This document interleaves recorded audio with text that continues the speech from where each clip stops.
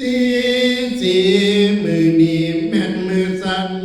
วันนี้แม่นวันดีวันดีอมุตตะโสประสิทธิโยพร้อมลักษณะวันนี้เป็นวันมหามงคลอันลำเลิศแสนประเสริฐใจสีเป็นวันดีอุตตมะวันสนะสัตุเป็นวันคู่พร้อมพามพวกผู้กาพร้อมปำทั้งมวลได้ตกแต่งปักวันงามดูอาจเกดังหอปราสาทมาจากเมืองแมนมีทั้งฝ่ายผู้แกนมาประดับเป็นสอมีทั้งฝ่ายผู้กอมาหอยไว้เป็นท่านแต่งใส่กันป้าปานเป็นผา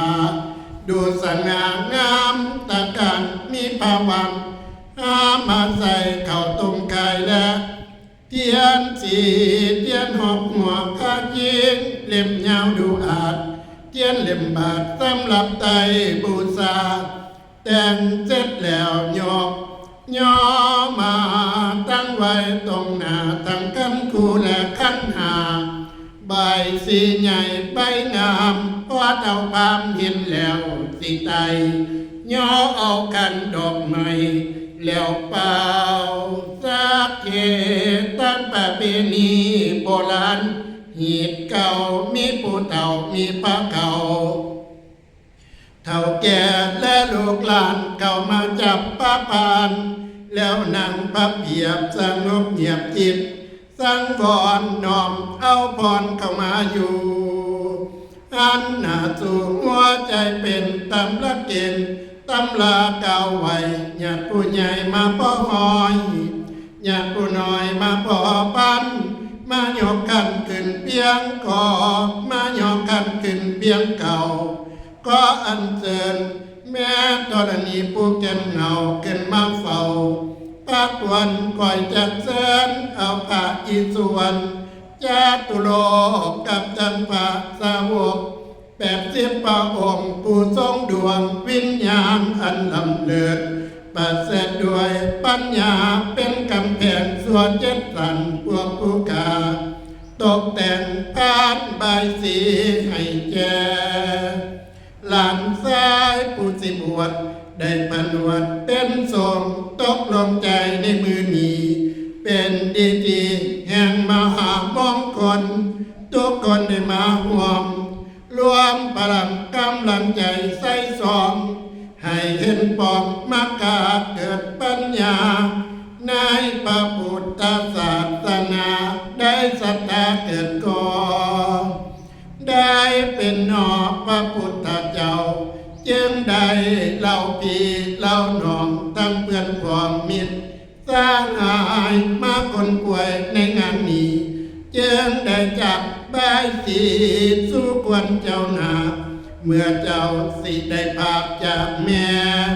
มารดาจากเก้งหาของพ่อแม่จากเฒ่าแก่และวงวานจากการงานที่เคยอยู่จากเจ้าปู่เคยรับผิดชอบได้คำตอบเกิดความกตัญญูพิจารณาดูหลอกขอบแล้วใจเปิดแผ่ว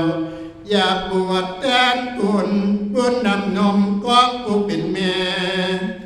นับตั้งแต่เจ้ากอดออกมาทั้งบิดาก็ได้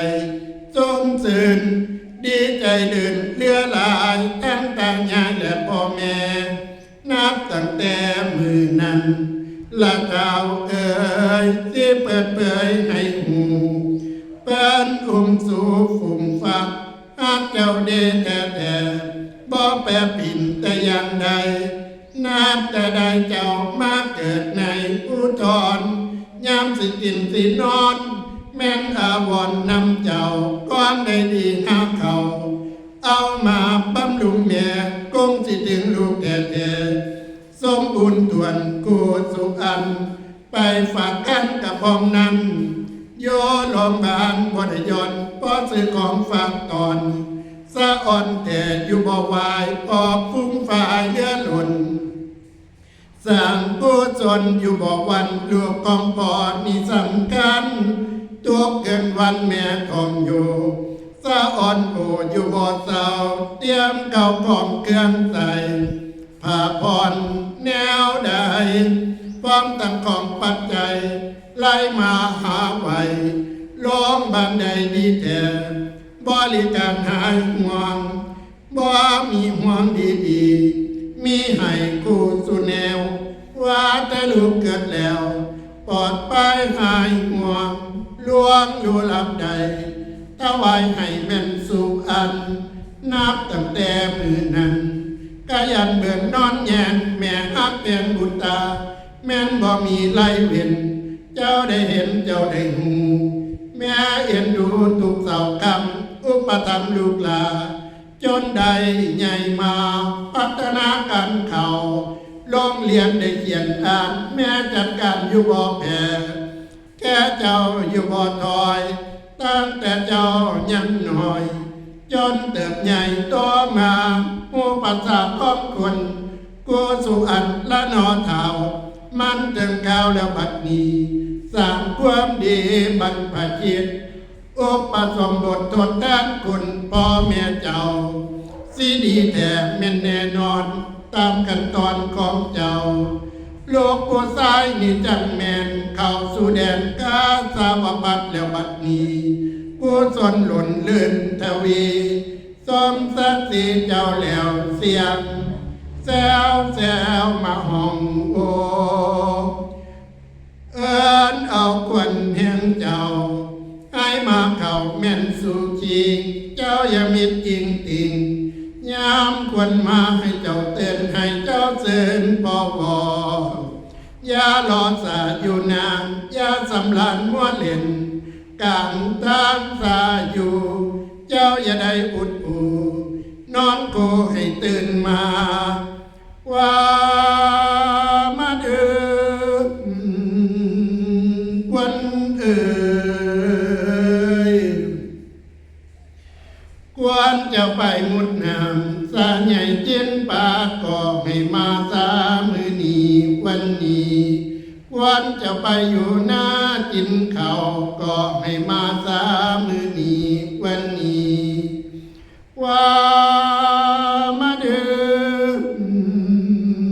กวันเอ่ยยามมาตาเว้นคำลงหลับป่าแสงยามมาตาเว้นแดงลงหลับป่าใหม่ควรเจ้าไปอยู่อ้อนเหนือหรือใต้ก็ให้หีบมาเทียมจริงอย่าซาควรเจ้าไปอยู่ฝากฝ่าแดนไกลก็ให้มาสามือนี้วันนี้ว่ามาเดือวันเอ่ย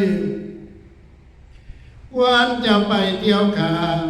แปลว่าทั้งสิ้นมีเต้าผู้ดีฝ่ายไตใต้เลือให้แล่นมาควรจะไปสมสู่